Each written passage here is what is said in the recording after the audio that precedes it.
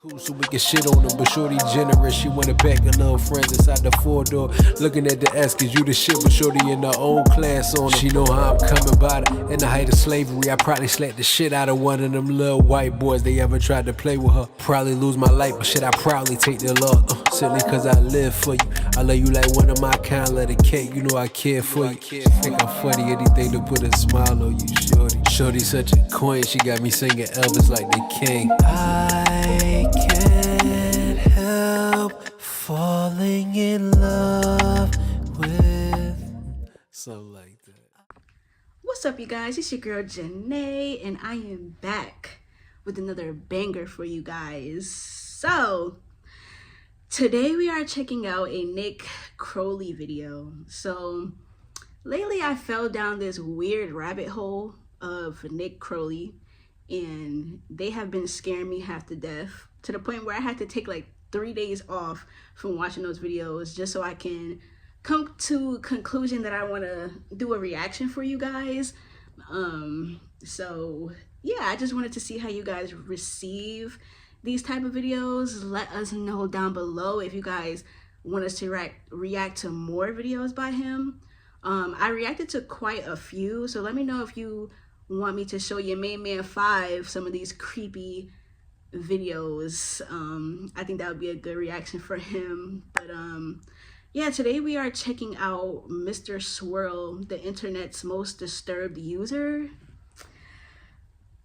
I don't think I'm ready for this, y'all. I'm so creeped out by these videos, but for some reason I can't stop watching them. But I'm not gonna talk too much. Grab your blankets, come be scared with me, and yeah, let's get into it.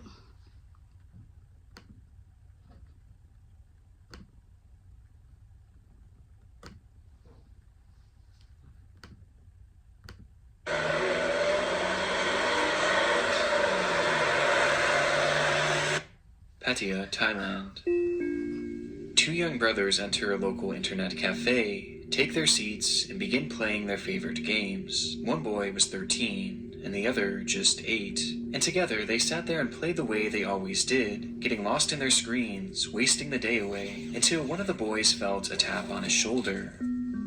Standing there beside them was a similarly aged child, a stranger to the boys, but a friendly one who strikes up a conversation and eventually poses an offer. According to the unnamed child, he had a friend who lived close by that owned a special computer, one far better than the device they were currently using, and one that had any game you could ever dream of playing. And he was headed to that friend's home right now, but he didn't want to go alone. It was an offer that the boys just couldn't refuse, and considering the child was clearly around their age, they saw no red flags and agreed to go with him, following the boy to a nearby apartment building, then up 7 flights of stairs and into a dark room. But waiting for them inside that room wasn't some sort of supercharged computer, and it surely wasn't a friend of the boys, and instead, it was a monster in every sense of the word. A depraved soul who, years down the line, would go on to become one of the most notorious predators ever to walk this earth, an entity known only at the time as Mr. Swirl. And these children had just fallen into his trap.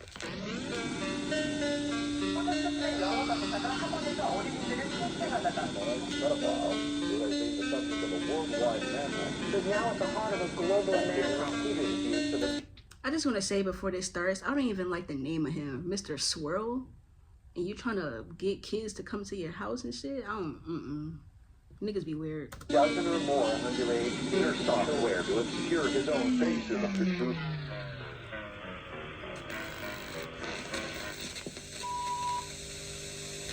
Hey guys, I just wanted to announce that I am currently working on 2 collaborative projects with my good friend Nexpo. Okay, and we're already everybody go support a that. long and forgotten storage anywhere. Okay, back to the disturbing video. It's unclear if they knew what they were looking for, or if they had just happened upon it by pure chance. But in 2004, German police entered a long-forgotten storage unit, where beneath the piles of junk and old appliances, they'd unearth a single hard drive. Once plugged into the computer, the device revealed hundreds of images, some showing various locations, breathtaking scenery, delicious meals, and CP. The images showed scenes of depraved sexual abuse being done to individuals who were clearly minors, with this abuse being far worse than you'd ever imagine. And it wasn't just one child either, as across that hard drive seemed to be evidence of multiple separate instances of abuse, including images of 3 young boys taken in a dark apartment building. The discovery was horrid, though sadly all in a day's work for investigators who encountered things of this nature on a daily basis, and it's a discovery that likely would have never been discussed by the media after that one day had it not been for one unusual detail. Typically, in cases involving CP, those taking the photographs and performing the actual abuse will almost always go out of their way to ensure that they aren't shown on camera. That way, if authorities should stumble upon it, they would essentially be unidentifiable. However, the dozens of photos found on this particular hard drive were different. Because rather than hiding just out of frame like all the other predators seemed to do, the man behind these images had instead gone out of his way to ensure he was featured within them, shamelessly inserting himself into every single picture, even posing for them, before, during, and after he had changed the lives of these kids forever. And although his entire body was shown in these photographs, the only thing hiding his identity was the addition of a single effect, one that swirled the man's face into a distorted, pixelated mess, making him completely unrecognizable, and leaving his face to look like this. There was This shit is disgusting. That shit is creepy as fuck. Like, as fuck. With his victims while destroying their lives, hiding behind only a single swirl of color, almost as if he was taunting any investigators who might eventually find these images. And given the clear indications that this man was obviously a serial abuser, and likely still out there offending, tracking this anonymous figure down became priority 1 for law enforcement in the area. And it's there that he would be given his nickname, Mr. Swirl. And with the Swirl being the only thing standing in the way of investigators getting to see his face, most would have assumed that identifying him would be a walk in the park. However, this was far from the case. As the images began to be dissected, it quickly became apparent that deciphering the censor was going to be far more difficult than initially thought, and potentially even impossible, as the pixels had been scrambled in such a unique way that there wasn't any known method to unscramble it. And quickly, what should have been their most valuable clue, the one that stood so tantalizingly close, became a lost cause, leaving investigators at their first dead end. Realizing that things were about to get much more difficult, the German police enlisted the help of an agency known as Interpol, an international crime-stopping organization with a special unit dedicated to resolving crimes against children. Interpol immediately began to get to work, attempting to decipher the photos in a different way, this time by using context clues in the pictures to track down where exactly they were taken, which in turn could tell them where this man was from and where the abuse was taking place. But this too unearthed yet another problem. The first batch of images was discovered to have come from Cambodia, but the next showed evidence that the man was in Vietnam, and then in Thailand, and potentially even South Korea as well. Rather than gaining clarity, the locations of these images instead made the search even wider, as the man was seemingly traveling from country to country, committing his crimes and then fleeing, thus never staying long enough for law enforcement to catch up with him, making it completely unclear to investigators where he was actually from. So he's just all over the world doing all this creepy shit. And given just how vast his travels were, at this point, it was realized that Mr. Swirl could be anywhere. A moving target, so to speak, and an active one as well. During the investigation, which would later be dubbed Operation Vico, in reference to Vietnam and Cambodia, which seemed to be the main sites of his abuse, investigators made a disturbing discovery, that Mr. Swirl's photographs were not exclusive to just that hard drive, as photo after photo began to appear on various online forums, with all of them featuring that disturbed, swirling face. The images were shared across the web seemingly straight from the man himself, and were sent out to various predatory groups that were filled with individuals just as sick as he was. Within these groups, it was considered a badge of honor to show your body and face within the content you made, thus leading to the sender becoming well respected among his peers, which showed us 2 things. One, that this was likely the reason why Mr. Swirl inserted himself in these photos, as it had led to him becoming a beloved member of their twisted community. in turn granting him access to all the CP he could want. And 2, that the images found on the hard drive did not account for his whole body of work, as in these chat rooms and forums, police would find far more photos featuring their suspect, raising the total from a few dozen to nearly 300. Wow. By this point, Mr. Swirl had been untraceable. Authorities were essentially searching for a ghost, and though these new images must have felt like a gut punch at first, they would eventually prove to be integral to their investigation, as for the first time in their hunt, Mr. Swirl had made a key error.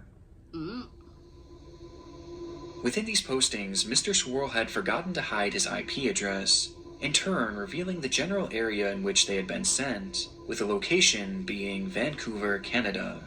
This break revealed the key detail that he had some sort of tie to Vancouver, and that he was likely a sex tourist, someone who travels to countries that have loose laws around their age of consent in order to be able to abuse children without any repercussions, with Mr. Swirl clearly doing the same thing, visiting multiple countries in Asia, making his material, coming home, and then sharing it with his friends. It certainly didn't solve the case, but it was finally a step in the right direction. And unbeknownst to the team working on Operation Vico, they were quickly approaching an even bigger revelation. As authorities were working hard on pinning down Mr. Swirl's location, some members of the team held on hope that the images themselves could still be unscrambled, and upon digging a bit deeper, one member of the team would actually recognize the swirl as having come from a fairly standard editing program, which revealed something. The swirl effect wasn't like a typical sensor or blur. Those effects completely mask or even remove the pixels from the actual photograph, making them nearly impossible to decipher. But this effect did neither of those things, and instead it simply rearranged the pixels of the man's face into a swirling pattern, meaning that this image still contained all of its original pixels, and Mr. Swirl's face was somewhere in this picture. They just had to piece it together. And so, in what must have felt like a Hail Mary at the time, an investigator put one of the images into that very same editing software, then clicked that very same swirl effect, and simply reversed it. Which in turn led to this.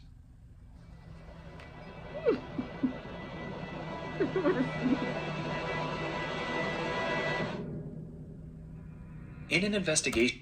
Ugly ass dude, like... Nah, that's crazy. Like, he really thought he was doing something with that twirl effect. Nigga, they untwirled that shit real quick. Like, they own you. That started all the way back in 2004. Finally, Mr. Swirl's face was revealed with a single click a whole 3 years later, confirming not only what the man looked like, but also that it was truly just one man behind the swirl. And now, all they had to do was find him. Interpol first started their search by sending this man's image to every single police station the network had access to, asking if anyone across the world had a criminal in their database who might match this photo. But this attempt would fall flat, indicating that whoever this man was, he likely had no prior criminal record. Wow. Time was clearly of the essence, and they knew that with every waking moment, Mr. Swirl could be adding to his list of growing victims.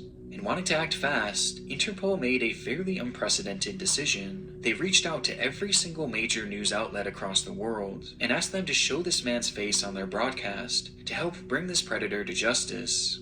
Additionally, the images of Mr. Swirl's face were also plastered in all corners of the internet, and within just one day, the story was quite literally everywhere. What started as a small search for an anonymous man had become an international manhunt overnight, and within just hours, Mr. Swirl would be anonymous no more. Our top news story this hour, the worldwide search for a suspected pedophile is concentrated in Thailand this morning. We now know the suspect is a Canadian. The CBC's Michael McAuliffe reports from Bangkok. This morning, Interpol announced they now believe they know who the man is. He's been identified as a Canadian, 32-year-old Christopher Paul Neal. His name is Christopher Paul Neal. Not only did Neal's face and body match perfectly with Mr. Swirl, but he also had grown up just outside of Vancouver where the IP was tracked to. And he had moved from country to country across Asia in recent years, countries like Cambodia, Vietnam, and Thailand. The resemblance was so undeniable that even one of his own family members came forward to help identify him. Wow. Christopher Neal was in fact Mr. Swirl, a discovery a W family member, because I'm sorry, if I don't care who you are, if I see you on the news and you out here doing the things that he's doing and they looking for you, you're going down, bro. Like, because you're being weird. Like, W friend. That came with some disturbing revelations. As it turns out, Christopher Neal was actually working as a children's English teacher, a job he had held in each of the countries he was discovered to have abused young boys in, making it likely that he used this position of power to lure in children from his classes to eventually abuse them and share their photos online. Along with this, it was also revealed that he had used his relationships with young boys to help lure in other children for him to assault. As looking back on the story that started this video, he had recruited a clueless child he knew to lure those two brothers back to his apartment. This discovery also shined a spotlight on his social media pages, and specifically his MySpace page, where he chillingly wrote, "Loving Asia, will I ever come back?" while in the midst of his abuse spree. But for me, one of the most shocking revelations was that those images that he had posted during the investigation weren't actually posted to his computer. At some point in the early 2000s, Neal had stopped home for a brief vacation to visit his family, and while there, he decided to upload all of his CP to his internet friends. But rather than using his personal device or a public computer, he instead broke into his own brother's laptop and uploaded his content there. Wow. That way, the images would be tracked to his brother and not him. That's so crazy. Like, why would you put your brother in that situation? That's grimy. That's really crazy. Wow, bro. This man is unbelievable. Which explained why he never bothered to hide his IP address. The more they learned, the more disturbed the story became, as even at the time they discovered his identity, it was revealed that he had currently been working in South Korea as a teacher. But when the officers arrived to arrest the man, he was already long gone. Having certainly seen his face all over the news, Christopher made the decision to flee the country, being spotted in this image captured at an airport in Thailand, as he had flown to the country likely in an attempt to find refuge. Throughout the following days and weeks, his likeness would turn up time and time again in the country, indicating that he was somewhere in Thailand hiding out. And having cornered him in the region, it wouldn't take long for police to knock on the door of an abandoned house in the middle of nowhere, in which Christopher Neal happened to be hiding, bringing the multi-year search for Mr. Swirl to an end. Fine, yes.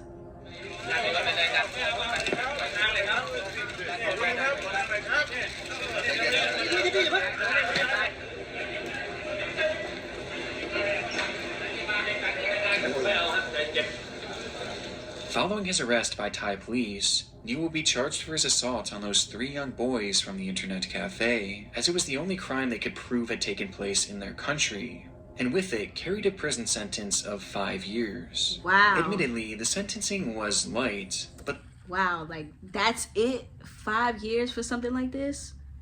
Like, I understand they couldn't prove all the other stuff he did, but I feel like that little bit of evidence should be enough, should be more than 5 years. Am I tripping? I don't know.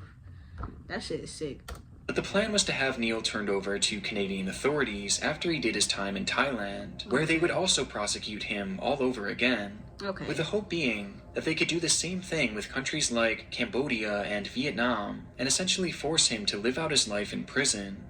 However, when the sentence was completed in 2012, and Christopher was deported back to Canada, the shocking decision was made to allow Christopher Neal to walk free. What? When Neal was detained in Canada, authorities let him walk under the condition that he would never own a device that connected to the internet again. Are you fucking kidding me? That was the deal for him to never have internet access ever again? He could still... Oh my god. As well as the agreement that he would stay away from parks, schools, and also register as a sex offender. Bro. I can't for the life of me understand why this decision was made, but from what I could gather, it seemed to center around the fact that his crimes were international, and that none of his other victims had actually come forward, meaning the other countries they had hoped would prosecute never actually bothered to pursue it. Wow. And because his crimes didn't happen on Canadian soil, not much could really be done, legally speaking. And so in the end, the hunt for Mr. Swirl ended up lasting almost as long as the sentence he served. And even after everything this man did, he was let loose and allowed to assimilate back into society. But this isn't where our story ends. Not even a full year later in 2013, it would be uncovered that Christopher Neal had somehow managed to purchase a computer and also connected to the internet.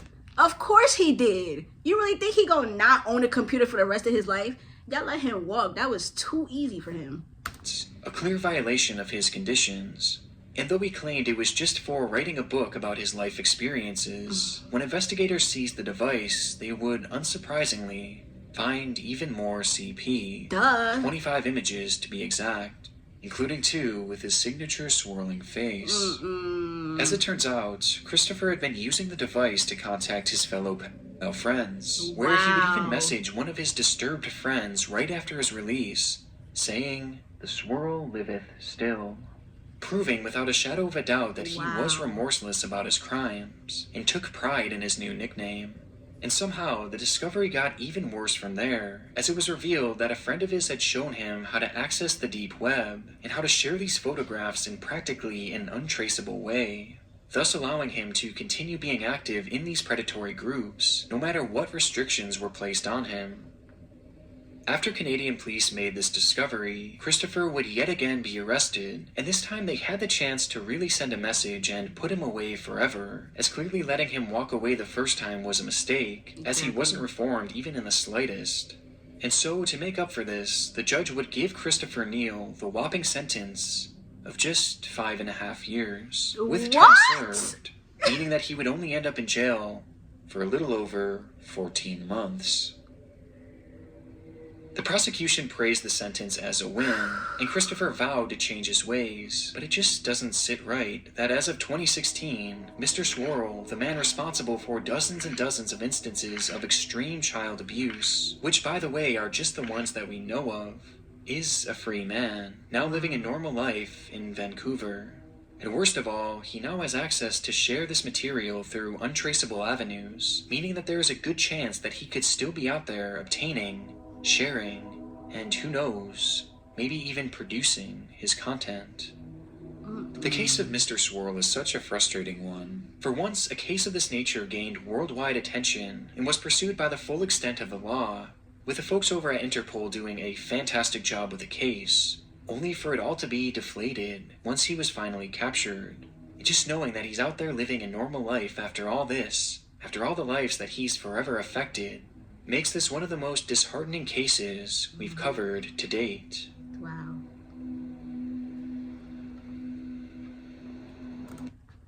I'm not gonna lie, they really failed those kids, those poor kids who are the victims of him. Like, they really failed them. Y'all arrested this man and let him walk just because he promised to never purchase a computer or be in playgrounds, and then he did it again, and then y'all only give him 5.5 years again, like 14 months. Like, what the fuck? Yo, see, this is why I had to stop watching these videos, because they make me go from being sad to being angry, because these people don't be getting the time that they deserve, and the victims don't get their justice. I feel like this was really a slap in the face to all of those kids that he hurt. Guys, let me know what y'all think about this video. This is honestly disgusting. This is scary. I was gonna try to take a nap after this, but that Swirl, oh my god, it's so disturbing and eerie, and the fact that he is walking around free is really disgusting. Like, I really hate that. Them poor children, man. But yeah, I ain't gonna keep y'all here too long. I hope y'all enjoyed being scared with me. Thank you for joining me. Make sure you like, comment, and subscribe. Let us know down below if you guys want us to continue to react to videos like this, and then I can get your main man 5 to be here as well. Make sure y'all check out that QR code for our Patreon for uncut reactions, movie reactions, wrestling reactions, album reactions, and all that good stuff. Join the Patreon fam, and we're gonna see y'all in the next one. Bye.